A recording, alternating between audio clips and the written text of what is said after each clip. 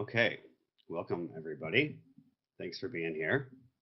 We are right on time, maybe 1 or 2 minutes behind, so I'm going to go ahead and get started. You might also want to have a pen and paper nearby to take notes as insights might occur to you as we unpack your Centering for Wisdom profile. Okay, so with that in mind, let's go ahead and get started. So I wanted to start by telling you a little bit about the why behind why I created the Centering for Wisdom assessment tool. So I'd like to invite you to step back in time a bit with me to about 2007. So at that time, I was a young, perfectionistic, and overly anxious graduate student. Now, picture a classroom full of my peers and the professor who I had just asked to be my dissertation advisor. 1 minute, I'm standing there giving a presentation. The next minute, I am laying on the floor, looking around and wondering what just happened. Meanwhile, my professor is calling 911. Now, imagine that I passed out like this in class, not just once that semester, but twice in two different classes. Now, the test that they did at the ER assured me that I didn't have a brain tumor, that I hadn't had a seizure or a heart attack or a stroke, but I really had just a strong anxiety and fear reaction that shut down my entire system. So I have to admit that I seriously considered abandoning my dream of completing my PhD at that time. Now, for those of you listening, maybe you've considered giving up on a dream because of fear that the challenge arising brought up in you. Or maybe you started a big project, but then walked away because it seemed too demanding or too overwhelming. Or maybe you have an idea right now in the back of your mind, but haven't given yourself permission to pursue it or to share your awesomeness with the world due to that paralyzing fear. Well, I'm happy to report that with good medical attention and by learning some new and much healthier ways of dealing with stress and anxiety, I haven't had a fainting spell since then in over a decade. I successfully completed my PhD. Both those professors in the classes that I fainted ended up on my dissertation committee. And I now regularly give public speaking events and workshops. In fact, I enjoy sharing my creative work with others in informative and transformative workshops, and have even built a business around that kind of work. So, a central part of my finding a way to live a more centered life has been my daily commitment to a contemplative practice. Now, when I talk about a contemplative practice, I'm referring to any kind of centering practice, such as mindfulness, meditation, or forms of contemplative prayer. So, my desire, my why behind creating the assessment is to share the fruits of my practice and my research with people like you.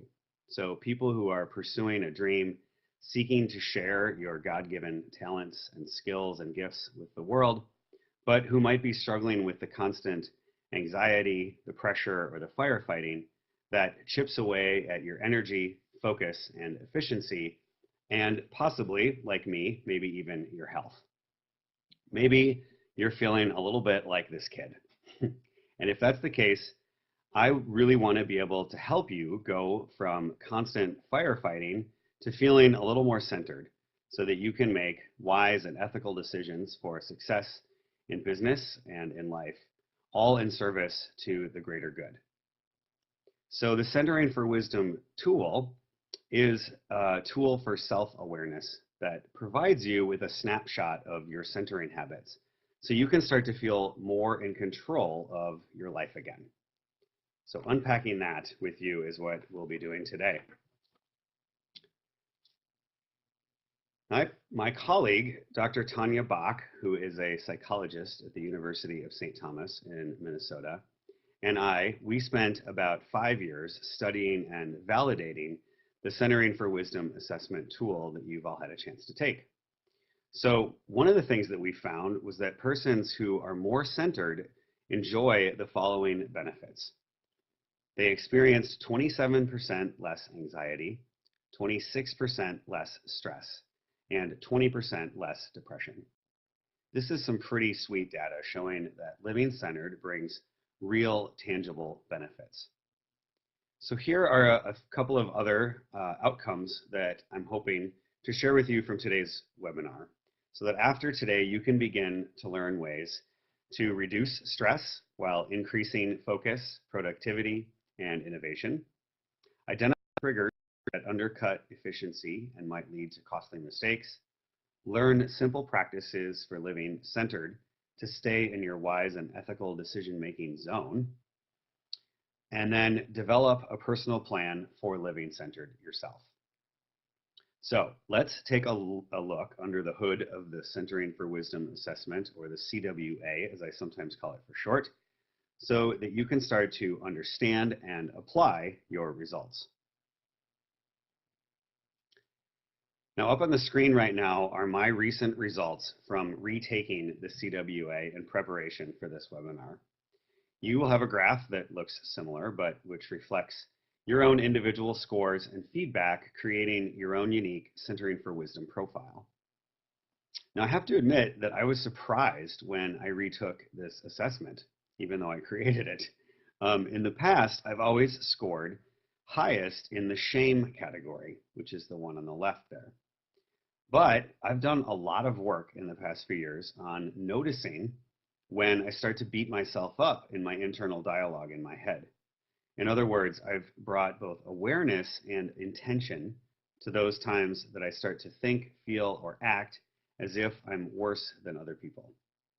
So even though I created this Centering for Wisdom assessment, and Tanya and I have gathered all kinds of data that shows that this thing actually works, I was still pleasantly surprised to see that my CWA scores in shame had changed and come down through that practice. So since I last took the assessment tool myself, I've started my own business and seen it start to grow and expand. And I've taken risks that I never would have taken if I were hampered by all those shameful beliefs that held me back. So those are some tangible business results from using my own assessment and centering contemplative practice. Now, I can't speak for my wife or my kids or my friends, but I'm pretty sure they find me more fun to be around as well when I'm not held back by those limiting or shame-based beliefs. So that's a bit of my own story and experience, but today I really want to help you to make sense of your results. So to do this, I want to begin by explaining the basic idea of centering for wisdom. And there are two basic ideas that are foundational for understanding this idea of centering for wisdom. They're pretty simple. The first is that all persons have the ability to make wise, efficient, ethical choices and decisions. So that's pretty easy. Second, we would, for the purposes of the CWA, wise and ethical decisions are those choices and actions that will lead to success in personal and professional life, enhance health, resilience, and well-being, and contribute to the common good of your organization and your broader community. So that's the basic notion of centering for wisdom. Now, the challenge for leaders, and whether we're talking about professional life or business or parenting or coaching or any other areas of life that require leadership, is that we don't always exercise this ability to make wise, efficient, and ethical decisions. And why not? So the CWA suggests that sometimes we get hooked or triggered by things that happen around us, or by the chaos or the internal chatter, the monkey mind in our own minds. And these distractions can prevent you from tapping into your inner resources for making wise, efficient, ethical decisions. When this gets really out of control, we call it firefighting sometimes. It's being trapped in attempting to put out or manage crises that constantly arise, spending your whole day, or possibly day after day, chasing crises and putting out fires, or maybe just managing those fires, but never getting out ahead so you can plan and make strategic decisions on your own terms. In business, it's where you get sucked into working in your business rather than working on your business. So the basic idea with your scores is that higher scores indicate areas where you're most likely to get hooked or triggered or pulled away from your center of wisdom. Lower scores indicate situations where you're more likely to remain centered and in touch with your center of wisdom.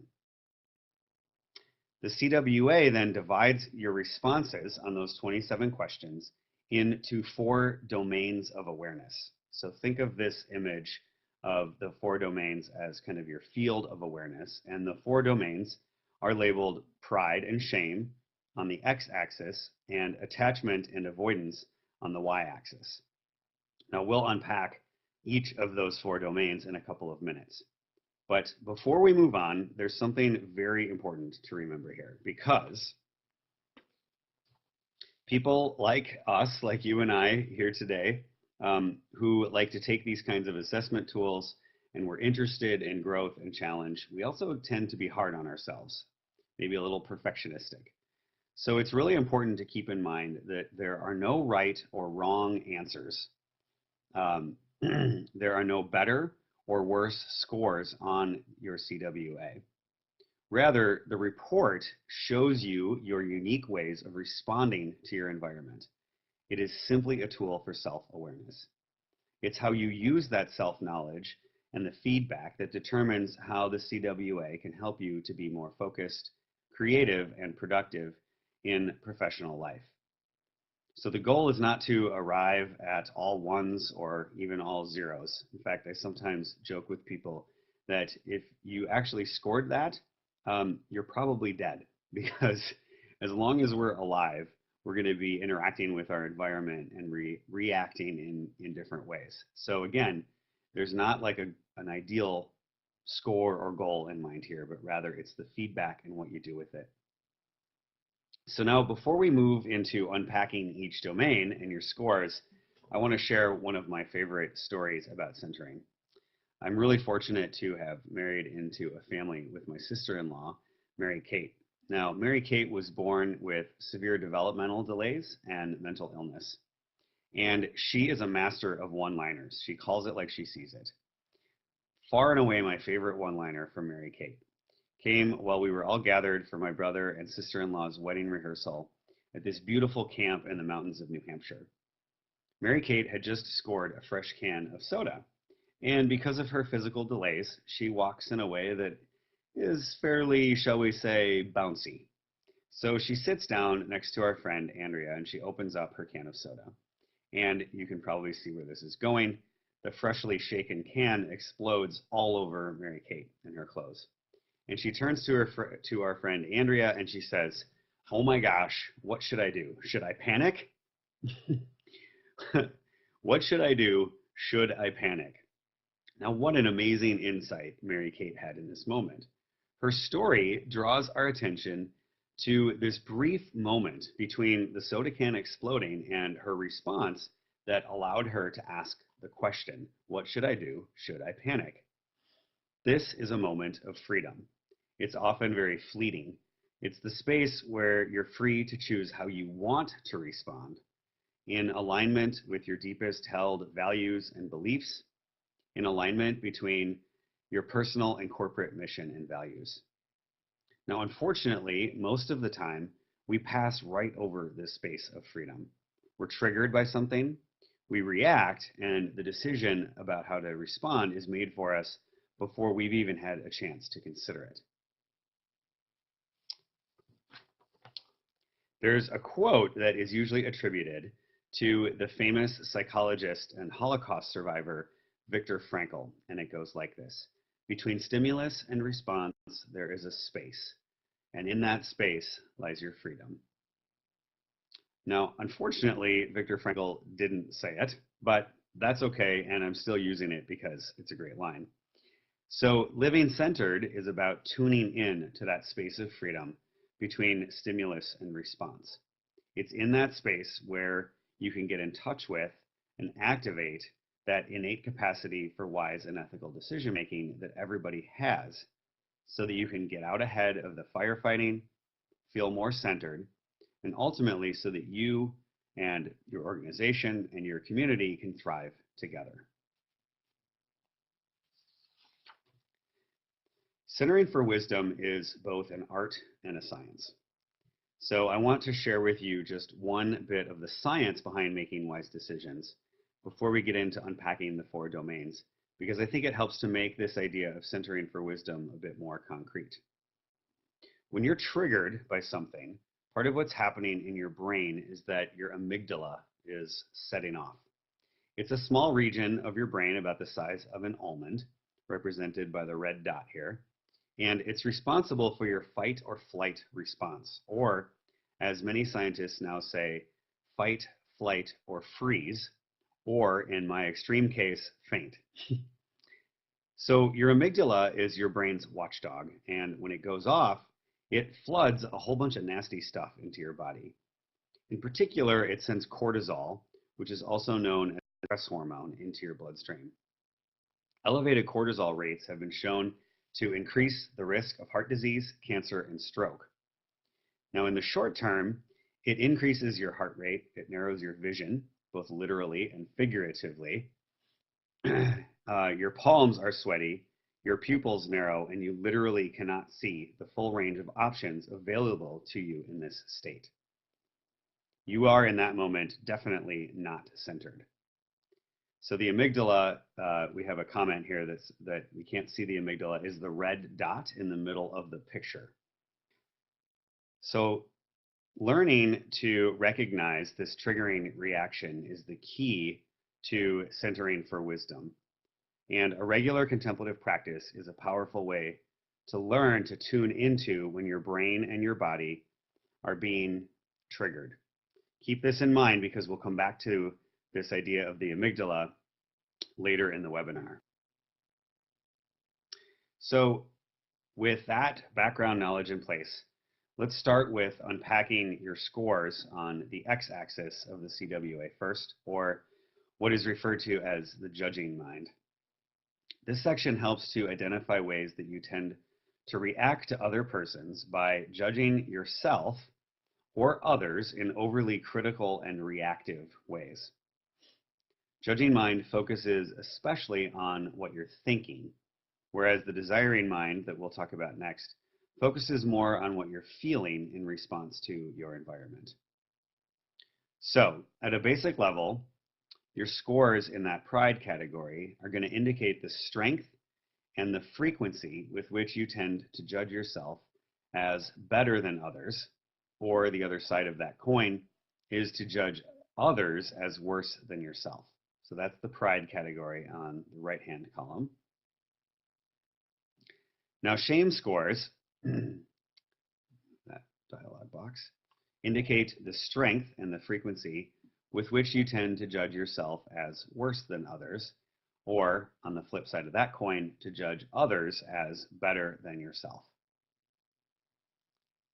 Now, as you look at your scores, keep in mind that each domain is independent of the others. So that is another way of saying, if you have high scores in pride, that doesn't necessarily mean low shame scores.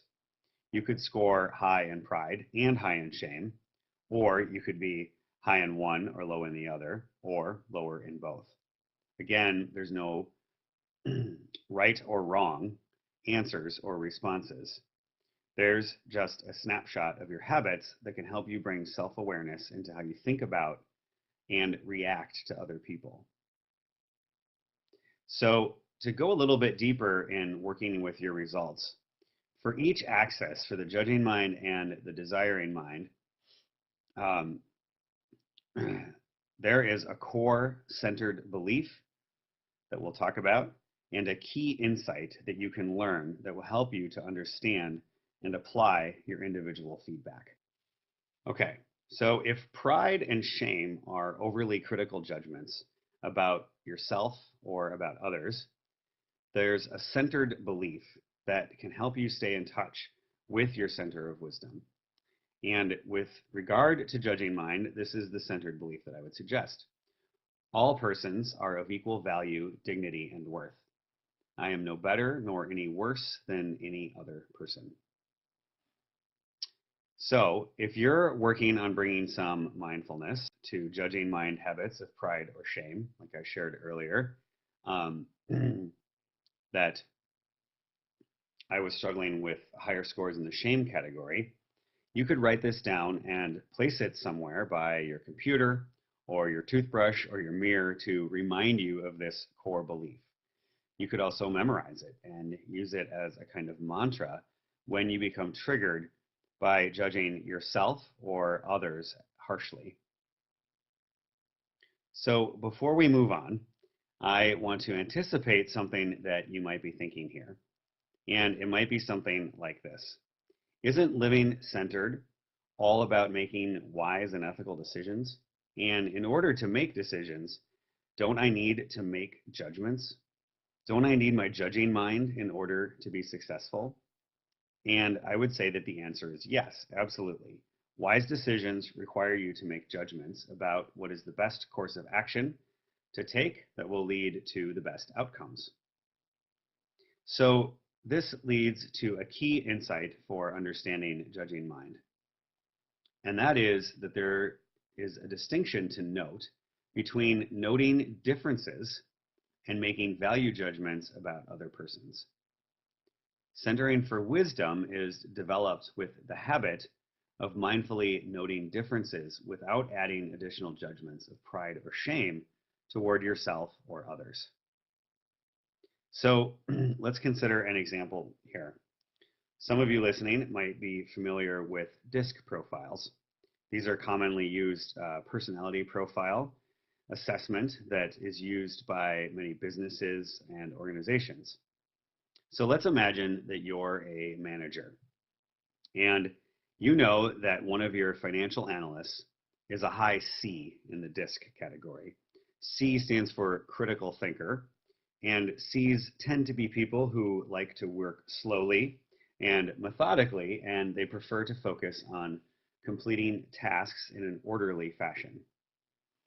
Now, if you know this and you decide to place that person into a fast-paced sales position where a high I, that is an influencer who likes to move quickly and focus on connecting with people, where someone like that is more likely to thrive, then you are setting that person up and your organization for failure. Now notice that placing this position in a slower paced, task-oriented financial analysis environment is not a judgment about the value of the person.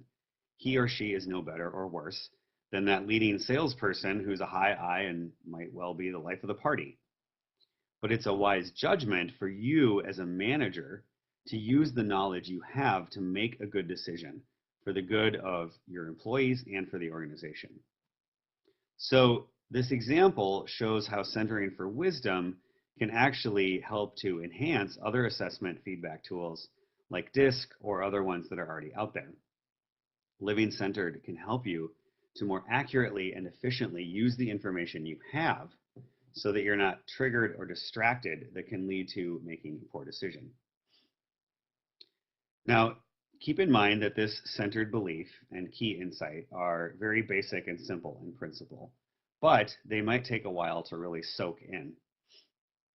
So you might find it helpful to come back to this information to reinforce it in the future. And once you've signed up and viewed this webinar, you can always come back and watch it again. Okay.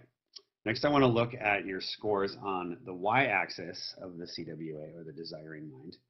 Now, these two domains can help you to identify emotional reactions that can inhibit your ability to see a situation clearly and accurately. So if you think about it, almost every decision you make throughout your day is based on either attachment or avoidance of some kind. We're motivated to act either by a desire to attain something that feels good or to avoid something that feels bad. So let's take another example here. Maybe you've made a resolution that you want to hit the gym 3 or 4 times a week. So your alarm goes off early. You immediately begin to weigh that healthy desire to lose some weight, hit the gym, look good, against your attachment to wanting to stay in your warm, cozy bed and your avoidance of expending the energy it takes to get up and going, especially early in the morning. So here, your desire for greater health is a centered desire, But if strong emotions of attachment to comfort or avoidance of discomfort get in the way, you'll never make it to the gym. I would suggest actually that the same principle applies to all growth. You need to move beyond your attachment to comfort or staying in that comfort zone and the avoidance that we all have of discomfort. So, attachment scores, there we go, indicate the strength and frequency with which you tend to be drawn toward or try to maintain contact with things that are pleasurable or enjoyable. Could be things, persons, or experiences. And avoidance scores indicate the strength and frequency with which you tend to avoid situations that you perceive as difficult or painful. Now keep in mind that there's nothing inherently bad in this process of attachment and avoidance. Avoiding situations that can harm you can keep you from doing stupid things like picking up a hot skillet from the stove with your bare hands. But avoiding painful situations like going to the dentist to take care of a toothache can be a bad decision that might lead to poor health in the long run. So the goal is to grow in self-awareness so that you're not reacting in automatic, unmindful, or pre-programmed ways that keep you from getting in touch with that wise decision maker that resides within. Just as with judging mind, there's a centered belief that can help you to move back toward your center of wisdom. Now that belief with regard to desiring mind is, I accept the present moment as it is. I observe my emotions without the need to control or manipulate the outcome. Now, just as the goal is not to get rid of wise judgments, the goal is not to get rid of your desires, but rather to learn to discriminate or discern between healthy desires, the ones you want to act upon, and impulsive desires, ones that cause you to act out of old, unhealthy habits that may no longer be serving you. Therefore, a key insight to keep in mind with desiring mind is the difference between observing your emotions or your emotional states with curiosity and acting on them impulsively. Centering for wisdom is developed with the habit of mindfully noting your emotions and your desires without immediately reacting to your desires of attachment or avoidance.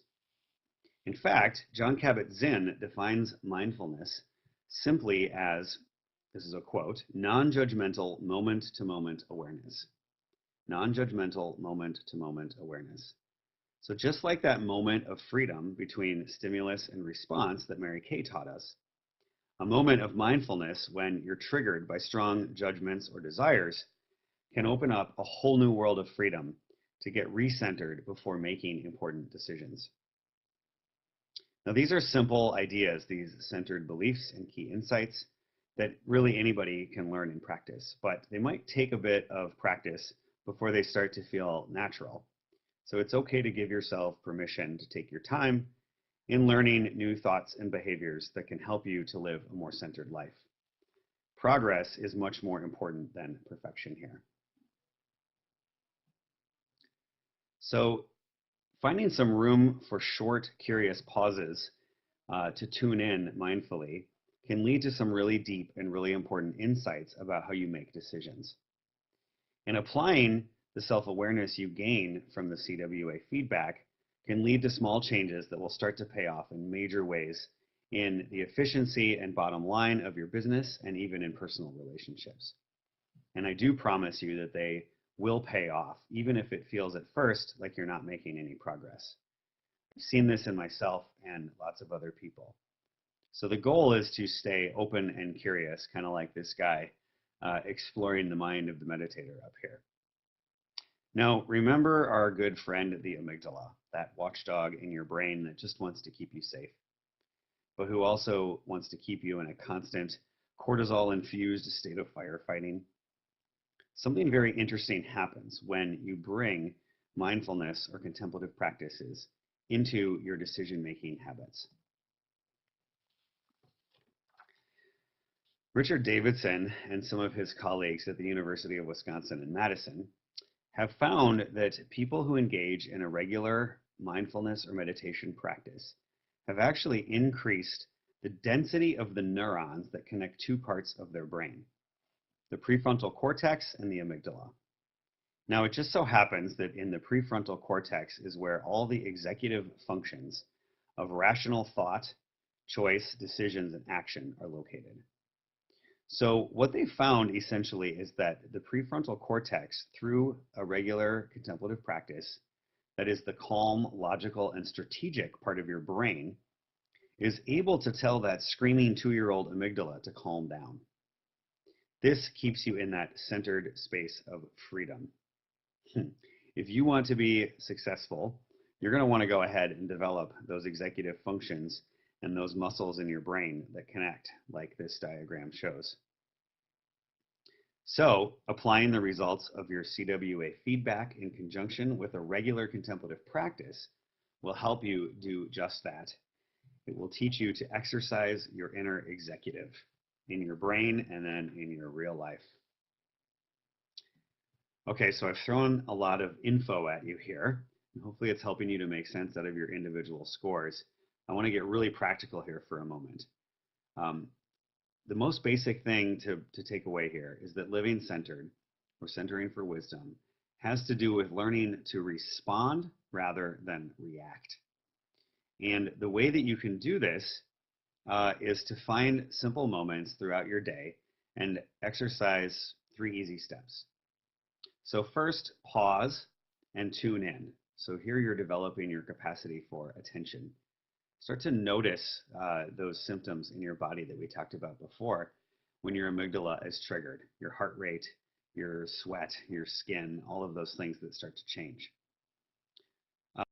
Then once you do that, you can have that moment like Mary Kate had to think about, what should I do? Should I panic? If you panic, you're more likely to react. But if you can pause, you're more likely to have that space of freedom to respond. And a brief tip here, if you have the time to ask the question, what should I do? Should I panic? Unless your house is on fire or you're being chased by a large animal, the answer is probably no. So you have a little time to respond. Finally, once you've thought about that, you can start to act with greater freedom and greater integrity. And by integrity, I mean here making decisions that are aligned with both personal and corporate mission and values. Now you can start doing this right here, right now. And you can practice it both in the moment and during time that you might set aside for a contemplative practice of mindfulness, of meditation, or contemplative prayer.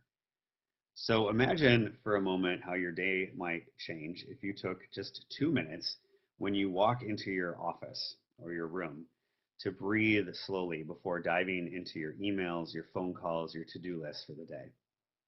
Imagine how your day might change if you did this again when you got back from lunch, something I've started doing recently. Maybe before you leave your office and head home, maybe before bed. Imagine how that might start to infuse throughout your day so that you're able to live a more centered existence, making choices out of that space of freedom rather than scrambling to put out fires. So you'll get the most out of your practice if you do something every day to develop mindful awareness through a contemplative practice. And it doesn't have to be huge. You can start small at first. Now, the full enchilada, of course, is to set aside a regular time, once or maybe twice a day, to do a regular practice of some kind. So, for example, my personal practice is grounded in centering prayer. And the instruction there is to sit for 20 minutes twice a day. Now, I admit that that's a long time, and that I don't get both of those sits in twice a day at this point in my life with basically 2 jobs, young kids, and a marriage that I'd like to keep intact. But I do aim for something at least twice per day. If it's a particularly crazy day, that might mean looking for those 1, 2, 5-minute pauses. One that I've found recently is when I get in my car, I will set a timer. I use Insight Timer on my phone. And there are lots of other apps out there. Many of them are free. And I'll just take 2 minutes to pause and breathe and actually work with a mantra during that time. So I can tell you this. beyond any shadow of a doubt. And that is, there have been days when I didn't practice and I regretted it. But there's never been a single day, not one single day, when I set aside time for a practice and I later regretted it. I never went back and thought, geez, if only I could have sent one more email instead of taking time to get centered and feel more calm. So the CWA gives you some powerful self-knowledge and feedback. And it's really up to you to decide what you want to do with it going forward. So I want to leave you with a final and very friendly challenge.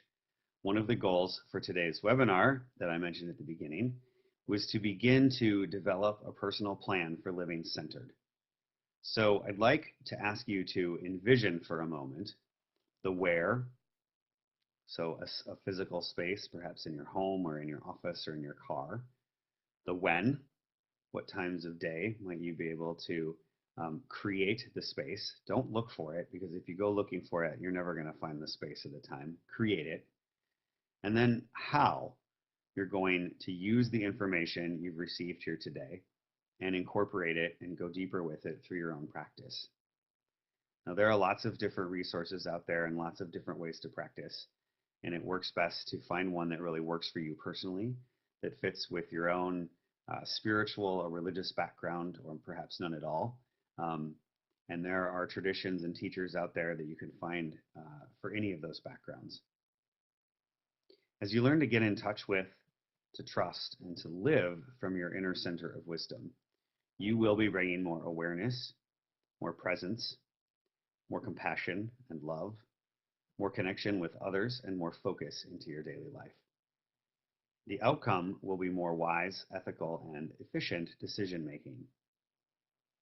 So as you go forward from here, if you have a success story now, or maybe at some point in the future, about something you've incorporated and living more centered, I would really love it to hear from you and to send me a message. I love hearing about how the CWA and these resources are having a positive impact on you and others. So feel free to be in touch if something comes up. So with that, I want to thank you all for taking the time to be here and wish you many blessings, grace, and peace upon you and your centering practice.